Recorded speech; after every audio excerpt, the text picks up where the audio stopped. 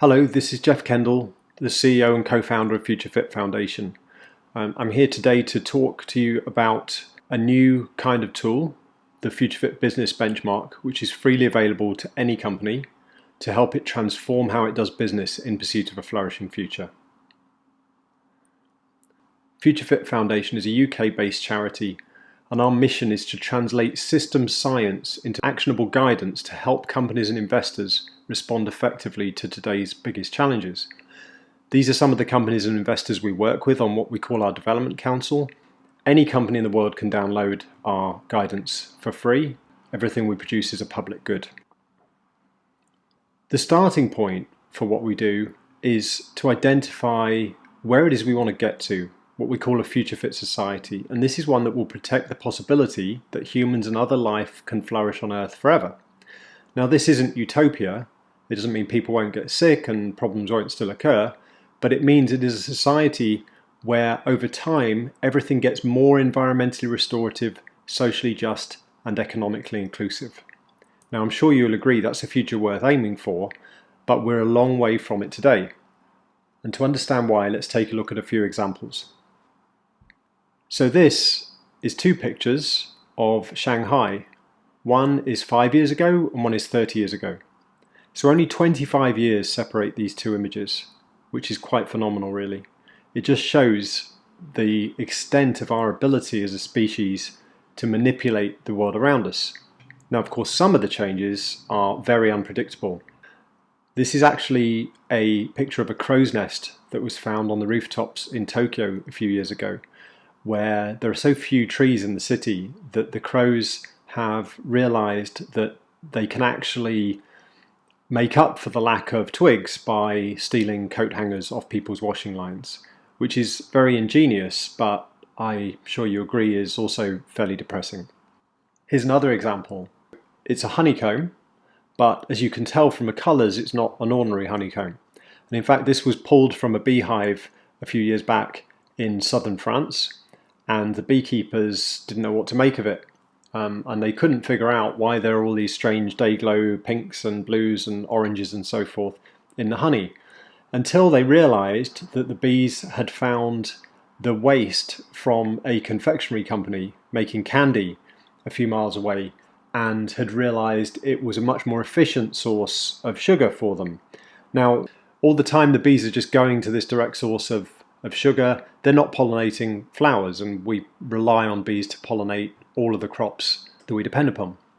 Our impact on the world can be highly unpredictable, and it's not just environmental, it's social as well. So the first time I saw this photograph, I thought that it must be taken 100 years ago, but it's actually only about 5 years ago, and this is in Beijing. If you just look at the pollution coming out of those smokestacks, it's astonishing. So if we look at where we are today, we can see across a wide range of socioeconomic and Earth system trends, we're seeing this predictable kind of hockey stick effect, where we're actually seeing exponential growth in some of our use of resources, in our impacts on the planet and so forth. And this is true across any number of dimensions. And the challenge here is that we live on a finite planet, so exponential growth cannot continue indefinitely. And we're starting to see the strain that we're placing on the natural systems we depend upon and on the social fabric that we rely upon to ensure that society functions in a healthy way. And this is at its heart a system problem. Okay? If you define the goal of a society as GDP, gross domestic product, that society will do its best to produce GDP. It will not produce welfare, equity, justice or efficiency unless you define a goal and regularly measure and report the state of welfare, equity, justice or efficiency. Now, this is a quote from Donella Meadows, one of the authors of The Limits to Growth in 1972, which was one of the seminal works that pointed out how infinite growth on a finite planet is neither possible nor desirable. She's also a personal hero of mine. And if you look at it like this, when the goal of the overall system, when the way we measure economic progress is basically the amount of dollars that are flowing through the system, everything else trickles down from there. And we can see that here. This is a characterization of the places that you can intervene in a system. The more complicated a system is, the more important it is to understand how you can actually intervene to change the system's behavior. Over on the left, we see the levers with the least effect. This is tweaking numbers here and there.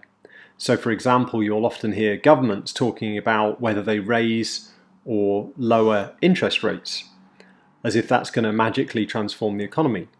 And it's important to be able to manipulate those things, but the degree of change you can affect from doing so is relatively minor.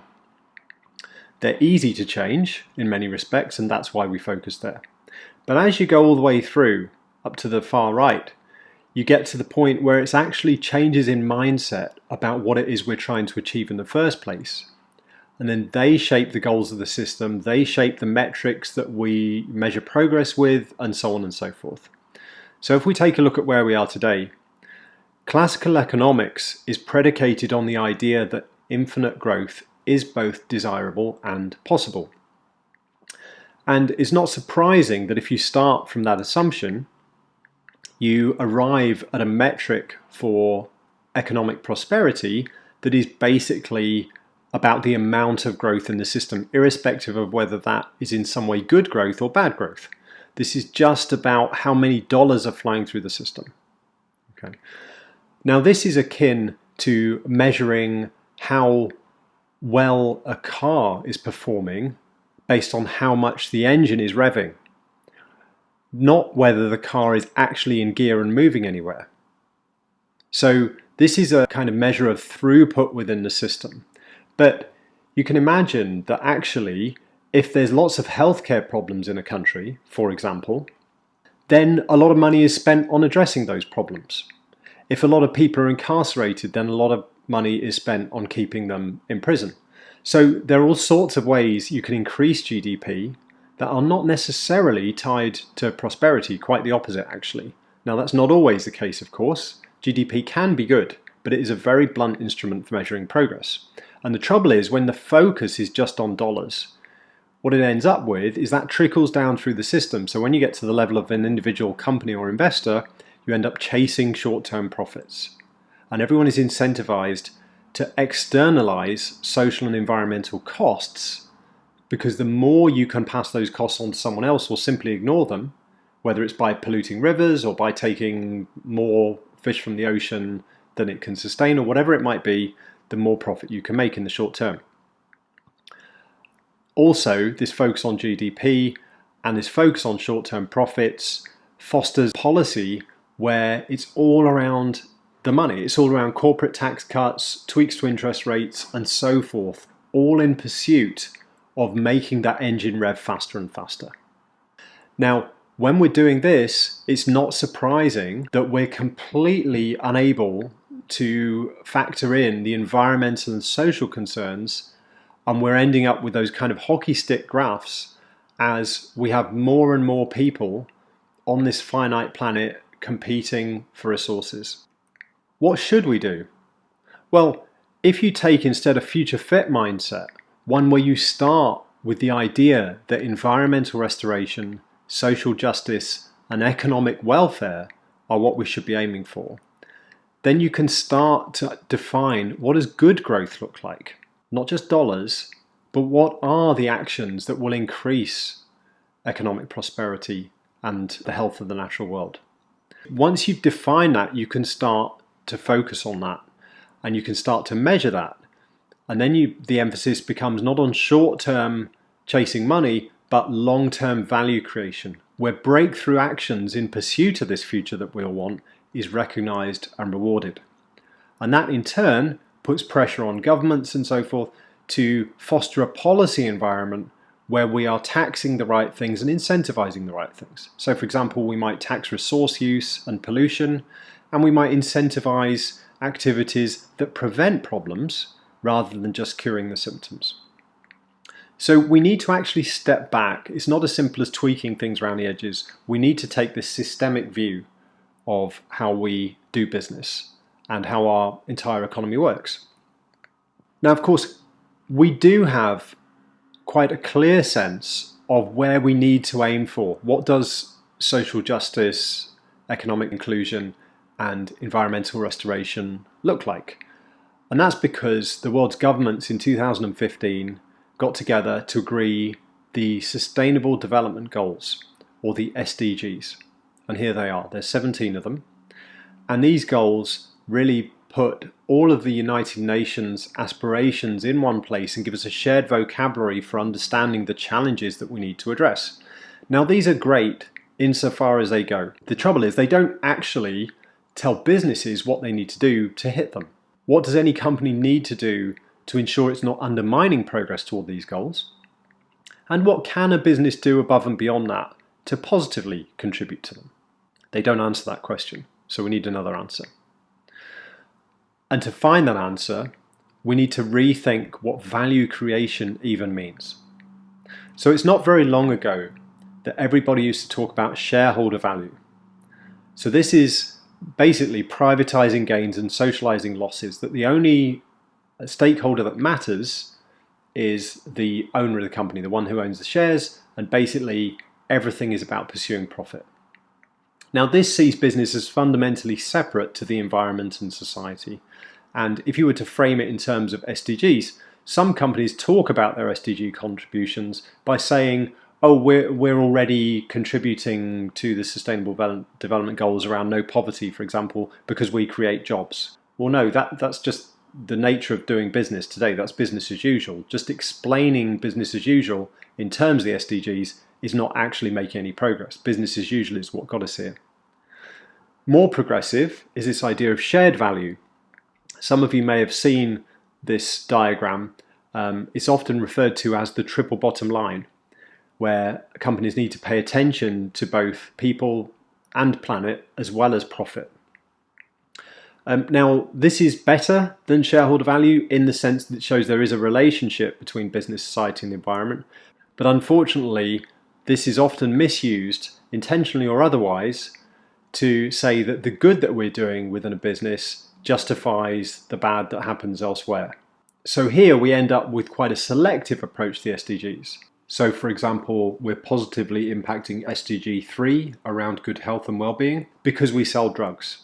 Well, maybe, but what if the way you're delivering those products and services is actually causing problems elsewhere across your value chain? What if the only way you can get your drugs to market is because you're paying your suppliers such a low amount that they cannot afford to pay their employees a living wage? Then you might be keeping people in poverty, albeit unintentionally.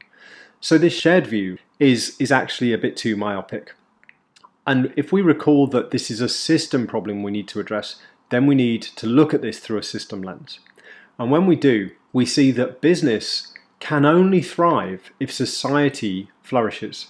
And society can only flourish if it's operating within the carrying capacity of our finite planet, if we're not undermining the natural systems we depend upon. So this is still the triple bottom line. In fact, this is what the creator of the triple bottom line language, John Elkington, 25 years ago, this is what he intended. Other people drew that overlapping three circles diagram, interestingly. But John had always envisaged this was about helping people understand the systemic changes that were needed. And when we look at it like this, we realize that you need to have a positive impact where you can, while simultaneously doing everything you can to eliminate all of your negative impacts. All of those impacts that you cause yourself or that you're dependent upon through others in the value chain, whether it's impacts you're passing on to your customers or ones that you're depending on through your supply chains. And so here the SDG response might be that we're transforming our business to solve a key SDG challenge while working to ensure we're not slowing down progress elsewhere. So this is how we need to think about business in the 21st century if we're to make progress to address those systemic issues and actually start to slow down those exponential hockey stick effects across all those different socioeconomic and natural system issues. So let's look at this. Let's look at business through this lens then. So some of you may recognize this diagram. This is called Porter's Five Forces model. And this is a way that business leaders have for many years, because they're taught it in MBA programs, thought about the system within which their business operates. And this is around understanding the influences on your business from your supply chain, from your customers, from substitutes entering the market, from your peers within the industry, and so on. Now, this is a useful way to think about your business, but the boundary of that system that you're looking at there, the intelligence that it gives you, is very limited, because it kind of implies that the business exists within an industry which is more or less static. So instead, when you look at the world through a future fit lens, you see that those 5 forces are still there, but now the business is subject to 3 macro level forces, what we might call the environmental context, the societal context, and the technological context. And these are influencing entire industries. So if you're myopically just focusing on what your peers are doing, you might be completely missing a systemic risk or opportunity from beyond your own industry. Let's take a look at each of these in turn. So there are a number of factors here that are already massively impacting business in one industry or another, whether it's more extreme weather events affecting the availability of crops as inputs for food companies, for example, whether it's water scarcity affecting manufacturing plants in various parts of the world, and so on. Now, we'll take a couple of examples here. There's plenty of information on the web if you want to find out more, and of course in the Future Fit documentation. But let's just take a look at a couple of them. This is a representation of temperature anomalies by country since the start of the Industrial Revolution, and a blue circle implies that it was colder than the pre-industrial average, and an orange or red implies the year was warmer. And you can see as time goes on, it starts off more or less random, but as we go into the 80s and 90s and then into the 2000s, you can see we are rapidly heating up the planet to the point that for the last 20 years or so, almost every year has been one of the hottest in the recorded history of temperatures on the planet since humans arrived. The latest IPCC report, which embodies the best up-to-date science around climate change, says that we've only got 12 years left to start radically decarbonising our economy if we're to avoid catastrophic impacts of climate change. And in fact, by 2100, our per capita greenhouse gas emissions must be no more than they were at the start of the Industrial Revolution. So that's a massive deceleration, but with 10 times as many people on the planet as there were back then. That is a phenomenal target that we need to hit, and we need to start acting now. But it's not, of course, just climate change. So here we have a really nice feel-good story from June 2019, where a couple in Brazil had purchased some land that had been subject to mass deforestation, and within a period of only 18 years they totally transformed it back to something close to its original state. Now that's phenomenal. This is 2.7 million trees they planted, and they restored something like 600 hectares of forest. Amazing. But unfortunately, globally, we're destroying 1 hectare of forest every 4 seconds. Now, if you do the math, you realize that all the good work that that couple put in to restore that rainforest within 18 years is effectively being undone every 40 minutes across the world. Very sobering thought. Sometimes the figures, of course, are quite hard to get your head around in terms of what it actually means and the scale of these challenges. So I find this animation useful when we try and understand the availability of water on the planet. So if you took all the water on Earth, it would end up in a ball around this kind of size. So if you look over to the left there, that doesn't look like a lot of water, does it? When you've got all the animals, all the crops, and soon to be 9 or 10 billion people on the planet. But that's all the water, and what most life needs, including humanity, is fresh water, and that's this smaller dot. But much of that is locked up in glaciers, ice sheets, and permafrost. So the available fresh water is that smaller dot there. Now look back at that planet on the left. That's not a lot of water, is it? For all of humanity's needs and all of those of the ecosystems we depend upon. So, on the environmental side, understanding these macro level forces is absolutely critical if you want to build a resilient business in the 21st century. But on the societal side, the context is changing all the time as well. We're seeing mass economic migration. We're seeing increasing use of artificial intelligence and the likelihood that automation is going to radically change the employment landscape over the coming years, and so on. Let's take a few examples of this. This is a picture from, I think, Rio de Janeiro, but there are many equivalent pictures from cities around the world where there's not much more than a chain link fence separating people living on a few dollars a day from those who have a swimming pool on every balcony. And you can see why populism has reached the heights that it has. If you look at this graph, this is real income gains as a percentage from 1988 to 2008. You can see over on the left, we've got the poorest people in the world, and they received a very low amount. But then as we go up through the Asian middle classes, they've actually received fairly significant real income gains over that 20 years. And thus there's more demand for meat, for cars, and all sorts of things.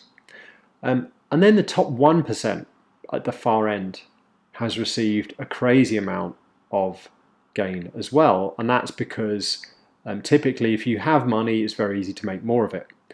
But look what's happening about 3/4 of the way along. The US and Western lower middle classes have received almost no real income gain in that 20-year period. So it's not surprising when their income has stagnated and costs have risen that there is disillusionment and they feel left behind. And that's exactly where we're seeing the rise of populist agenda in the world today.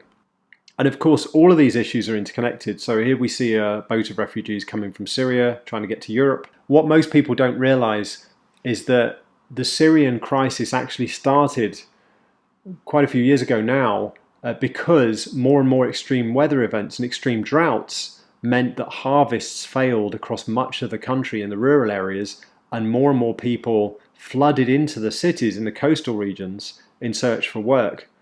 And it just became a pressure cooker of unrest, but it was intimately connected with those environmental causes. So it's not just about having a dictator in place. So finally, let's talk about the technological context. Now, we live in times of incredible technological change, and this list of what are called breakthrough technologies identify a range of technologies that are absolutely transforming multiple sectors and industries. So everything from artificial intelligence to additive manufacturing, or what you might have heard called 3D printing. Let's take a couple of examples of the way changes in technology are completely disrupting industries today. So here we see a building that is being put together in a completely new way, basically almost like Lego bricks with prefabricated components for the walls, for the heating ducts, and so on and so forth, that are then assembled on site. And this is a Chinese company that's producing this, and it's a 15-story skyscraper which was put together in 12 days. Interestingly though, it is more earthquake resistant, more energy efficient than most buildings out there by a long way. And it's cheaper to put together, and it's put up really quickly. Now, that is an incredible use of innovation to do something that has basically, the way buildings are being made hasn't changed very much for decades.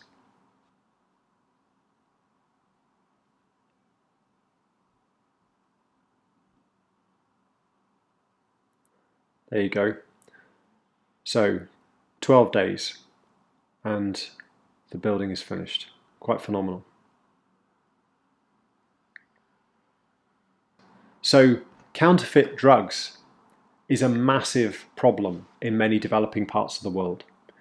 If you're living in an Indian or sub-Saharan African village and this is how you buy your drugs, by going to someone who basically walks around carrying them like this, how on earth can you tell if the drugs you're buying are going to be what you think you're buying?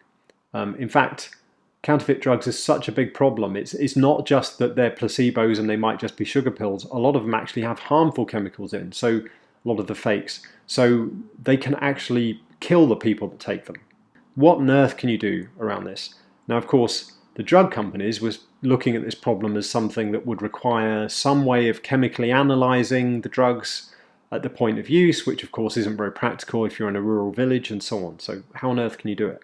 Well, someone else whose background was in the mobile phone world realised that actually we've had the technology to be able to test the authenticity of objects at the point of use for many years. We use it on lottery tickets and we use it on pay-as-you-go mobile phone top-up cards, where you basically scratch off a number and then you text the number and you get a response back saying whether it is legitimate or not. And a company called Sproxil has basically applied this approach to put scratch-off stickers on the back of medicine packs so that people who are purchasing them can check they're authentic before they spend their money. And this is on track to eliminating a massive problem which the pharmaceutical industry just couldn't see how to fix, just by applying thinking from one industry to another.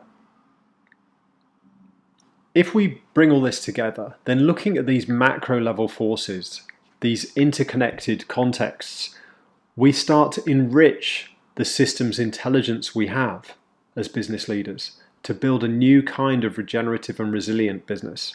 We're looking beyond the 5 forces to what we might think of as the Future Fit 8 forces to understand the systemic risks and opportunities facing us today. Here's an example. Novo Nordisk, one of the world's biggest pharmaceutical companies. Who are their biggest competitor today? Or who might be their biggest competitor?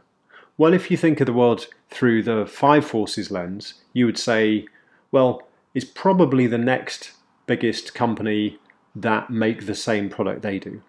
And Novo Nordisk make insulin, 40% or so of the world's insulin for diabetes sufferers. So surely their biggest competitive threat is the next biggest provider of insulin. Well, if you actually broaden the horizon and look at the 8 forces, then you start to see new threats emerge. So for example, what if a company like Apple were to embed a blood glucose monitor in the Apple Watch so that that watch could tap you on the wrist if you needed to snack or if you needed to walk around the block and do some exercise to manage your blood glucose yourself. Some people would be able to manage their own blood glucose to the point that they would not require so much insulin.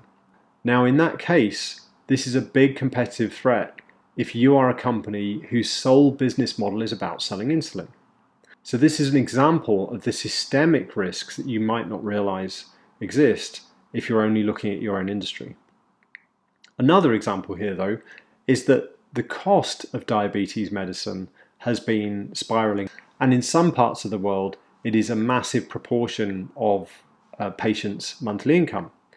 Now, wherever you've got a really important need and the only solutions to that need are very costly, someone is going to try and come up with an alternative. Enter the Open Insulin project. Now this is basically a group of technologists, not even chemists, who are effectively hacking their way to figuring out how to make human quality insulin at low cost in a back bedroom using equipment that can be purchased for a few tens of thousands of dollars. Now, of course, there are all sorts of regulatory hurdles to jump through before this project would be able to make medicine that could be sold officially through a US healthcare system and others. But really, if you're living on the poverty line and you can't afford to get health insurance, are you going to be worrying whether a drug has FDA approval or not? Or are you going to be thinking, actually, here's a route I can get my treatment?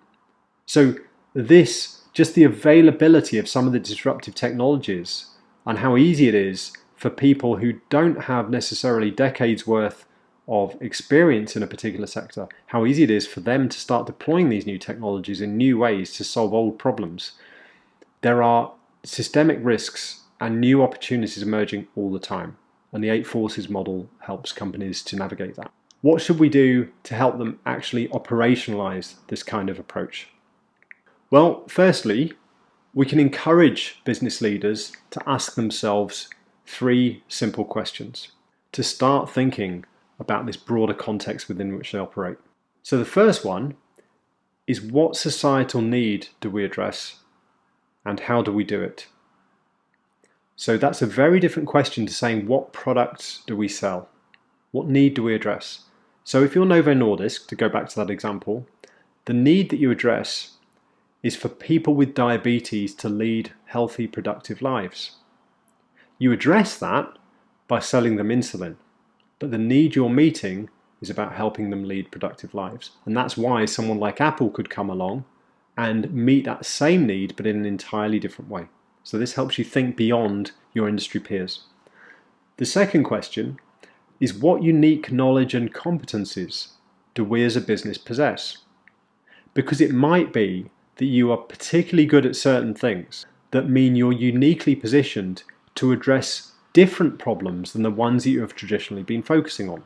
Maybe there are new emerging opportunities that you are best placed to capitalize on. And that brings us to the third question. How can we leverage what makes us unique in the face of these macro level forces to build a better business in pursuit of the Sustainable Development Goals? How can we play our part in moving us toward an environmentally restorative, socially just, economically inclusive future in a way that is profitable to us? So they're 3 questions that every business leader should really be asking themselves today. But we can do more than help them ask the right questions. If we recall what we need to aim for here, this idea of pursuing system value, where we're eliminating our negative impacts and maximizing our positive ones, then we can give more guidance around how to do that. And it all comes down to measurement. You've probably all heard the old adage, what gets measured gets managed. But actually, this derives from a 1956 paper. It's often misattributed to Peter Senge, the management guru. The point that was being made in this paper from the 50s was not just what gets measured gets managed, but that happens even when it's pointless to measure and manage it, and even if it harms the purpose of the organization to do so. So basically, if you're measuring the wrong thing, you are going to take the business in the wrong direction, because you're going to focus on managing for whatever success looks like to that metric. This is why GDP is such a challenge at a global level. But in terms of taking day-to-day decisions within a business, we also need to get the metrics right. And that's where the Future Fit Business Benchmark comes in. So it starts from this realization that when it comes to environmental and social performance, we've typically looked at it in one of 3 ways. The first is with companies looking at progress relative to a previous year. So for example, when a company talks about how much it's reduced its greenhouse gas emissions since 1990. Okay, it tells me something, it tells me you've reduced them, but it doesn't tell me how bad you were in 1990. It doesn't really tell me anything about where you're going. So the second way is to talk about performance relative to peers within the industry, relative to competitors. So this is a focus on best practice within sectors.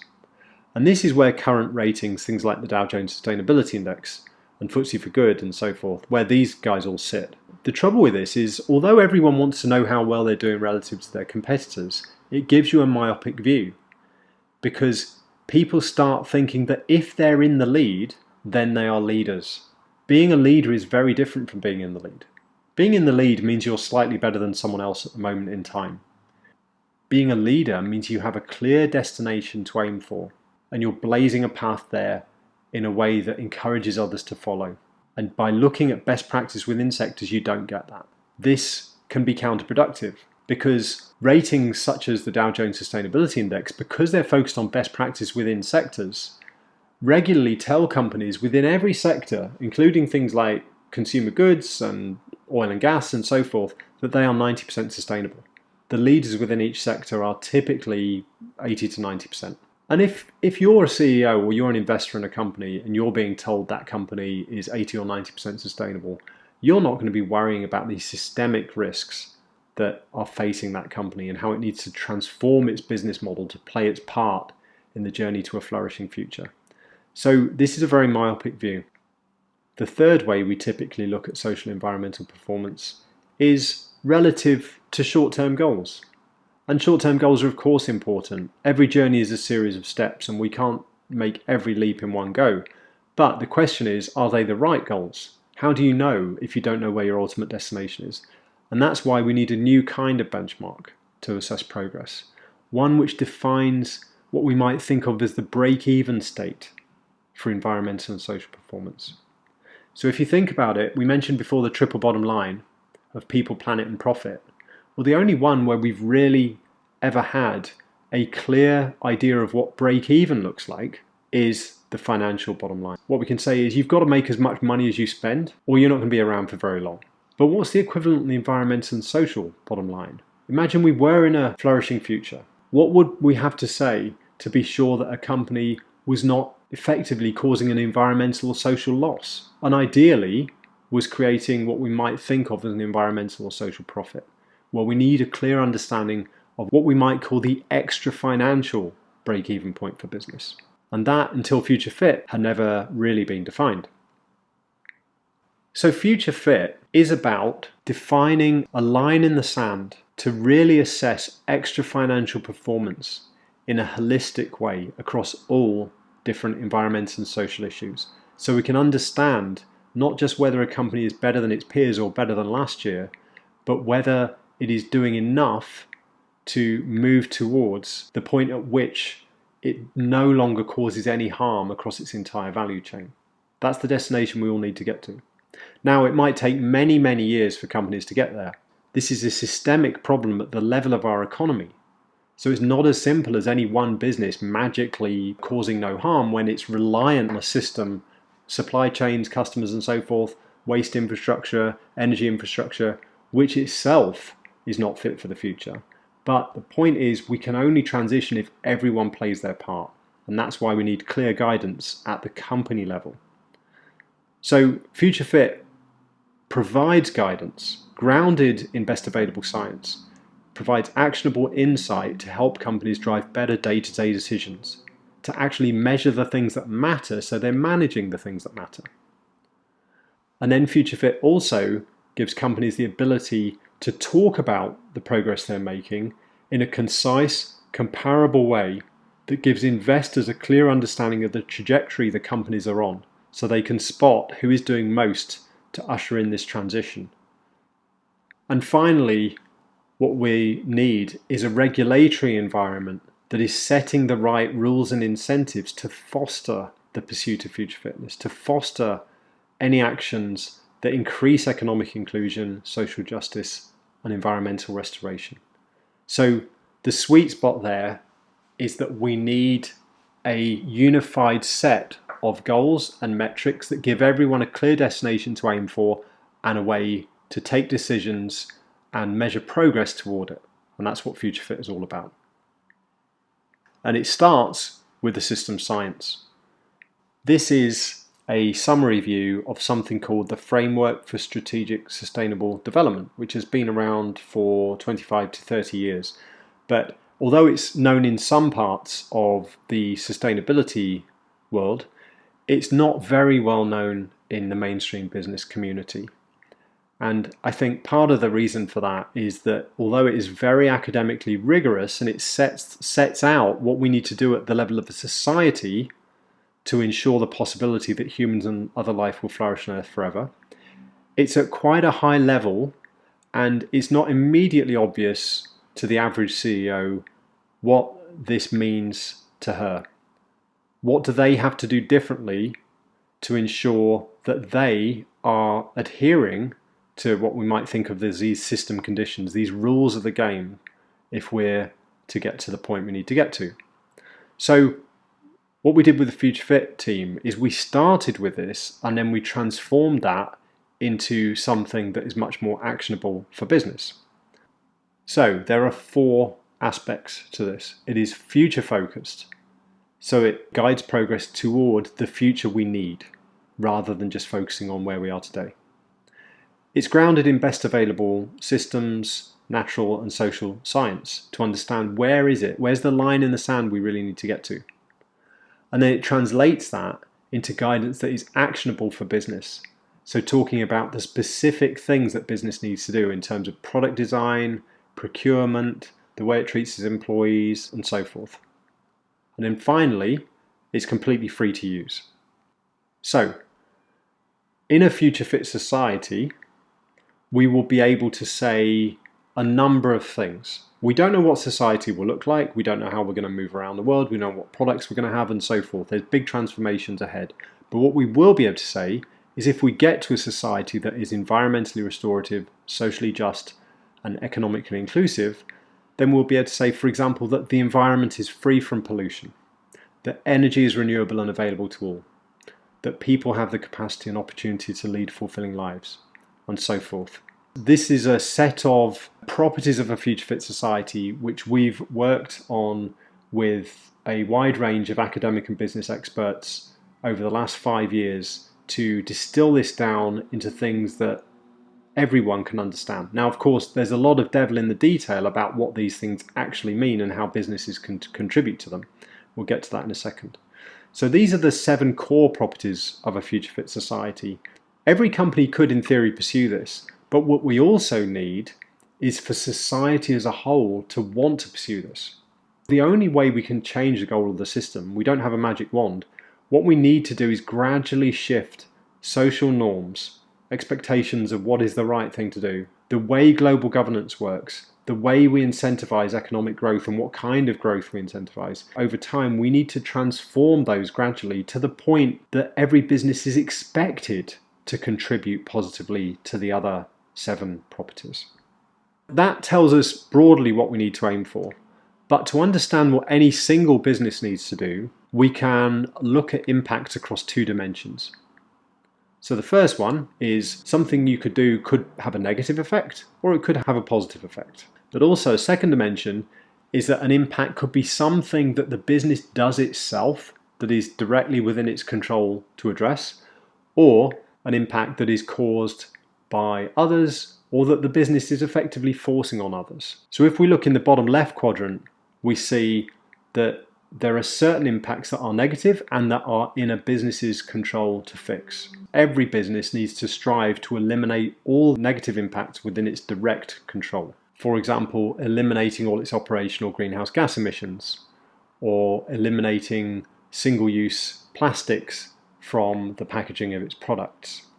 And what we've done with the Future Fit Business Benchmark is translate this into a clear set of 23 break-even goals across those different properties of a future fit society, energy, water, and so forth. So these 23 goals together represent the line in the sand that every company eventually needs to reach. And they're all expressed as a single sentence, but of course there's a lot of devil in the detail. We'll come to that in a moment. Now, all of these are effectively ways that a company can avoid hindering progress on the Sustainable Development Goals. All of these are mapped to the SDGs so that companies can understand that by pursuing the break-even goals, they can make sure that they're not unintentionally undermining progress. What about the other 3 quadrants? A company could actively work with others to reduce their negative impacts. So, for example, it could help its customers to reduce negative impacts through the sale of beneficial products and services.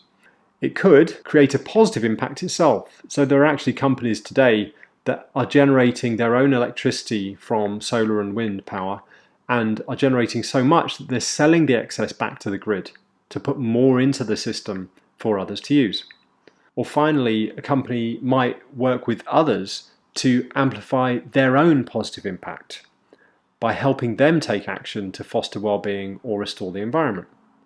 So these are what we call positive pursuits, and these 24 positive pursuits identify all of the ways that companies can actually start having a positive impact on the world even before they've hit all of the break-even goals. And again, these are mapped to the SDGs to show how contributions to these things, whether it's regenerating ecosystems, helping others to generate less waste, giving more people access to energy, whatever it might be, how they contribute to the SDGs.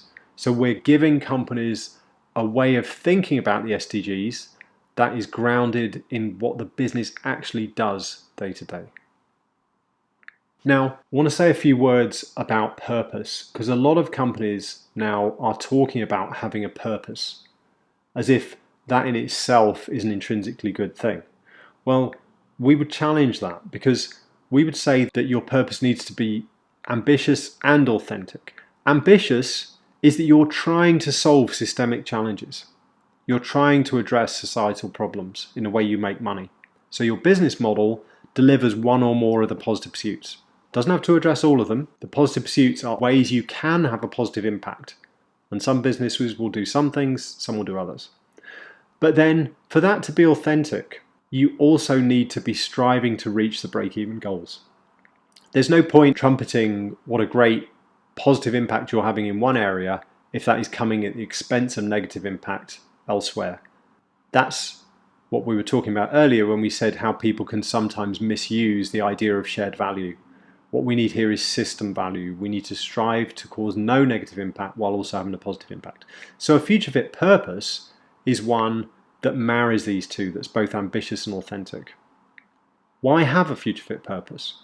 Well, actually, by decoupling our success from negative impacts, we're decreasing vulnerability within our business, because the less we rely on things that are causing problems, the more we're protecting ourselves. For example, if governments start regulating particular issues, but also on the positive side, we're increasing opportunity, because as these pressures increase on the system, what we're going to see is more and more demand for the solutions that can actually get us out of the challenges we're now facing. And any company that is actively trying to recouple its success to positive contributions to society is going to get more interest from its customers and even from the best and brightest talent that want to work for that company. And of course, then there's investors and being able to access cheap and patient capital from investors who are increasingly caring about the systemic risk in their portfolios. And FutureFit really brings extra financial considerations, social and environmental performance into the core of the business. And the way it does that is by replicating the way we think about financial performance. So in a business, financial performance is something which the business pays very close attention to.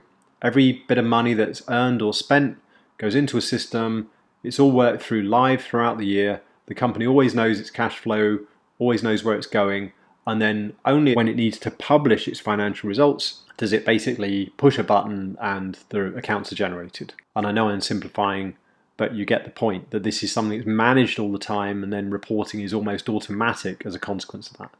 So all through the year, the company is assessing its own performance. But of course, when it does want to talk about it publicly, for investors and others to have any confidence in what the company is saying, there needs to be some kind of oversight there to say, are they being genuine in what they're saying? So financial performance follows this self-assessment and independent assurance model.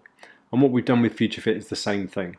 So we're making this guidance freely available to companies so companies can assess their own progress throughout the year and start to make better decisions. So for example, what would be the social environmental impact of building a factory here versus there?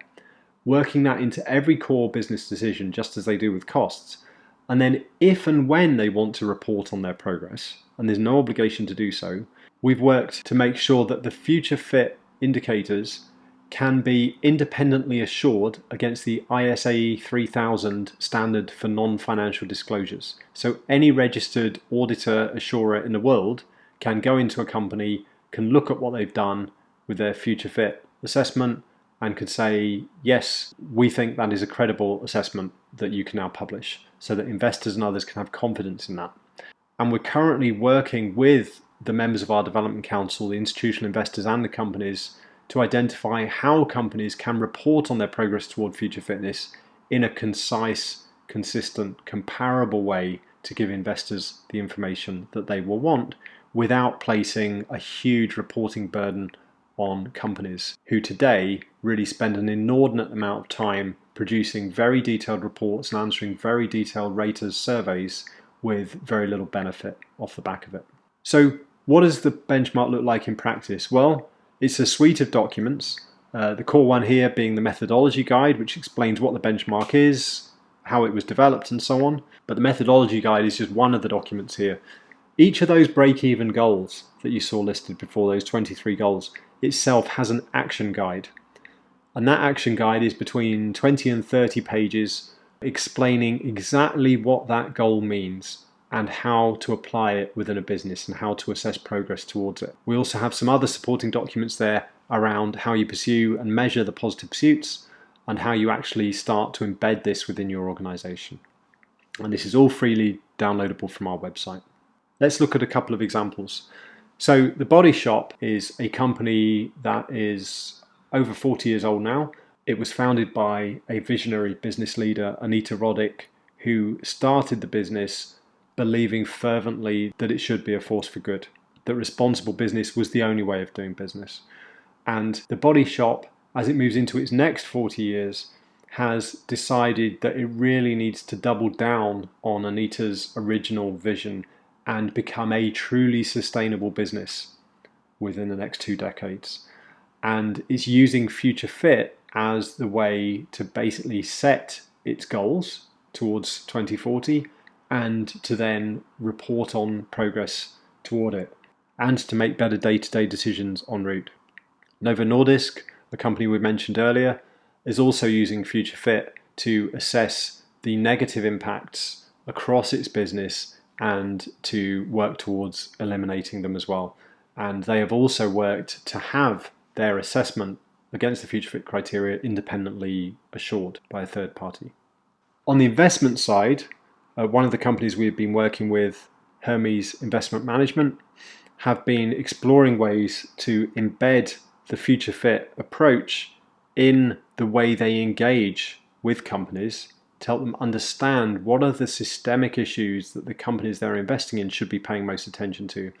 And also they're exploring how to embed the Future Fit approach into particular funds that are designed to have a positive impact. So in the long term, people with pensions, for example, will be able to say, I can understand the positive contributions that my investment is actually having on the world.